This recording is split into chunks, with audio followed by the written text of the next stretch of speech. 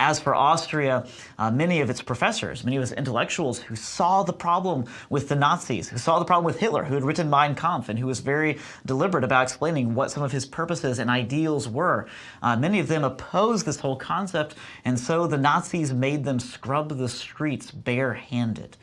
The Nazis also, of course, performed massive pillaging throughout much of Austria, so I suppose that 99% approval rate was not actually there, certainly not after the pillaging. Characters such as Sigmund Freud, one of the most famous Austrians of this time, a character that we talked about earlier in terms of his modern views of things like psychoanalysis and sexuality. Well, Sigmund Freud, because he had a Jewish background, he was actually initially going to be sent off to one of the concentration camps. But due to the work of characters like Mussolini in Italy, who was closely allied, or was soon to be closely allied with Hitler at this point, as well as Franklin Delano Roosevelt, and 250,000 Austrian marks, Sigmund Freud was actually released and sent to a country not controlled by the Nazis. However, all of his 4 elderly sisters, who all chose to stay in their homeland of Austria, would all meet their death in the concentration camps of the Nazis.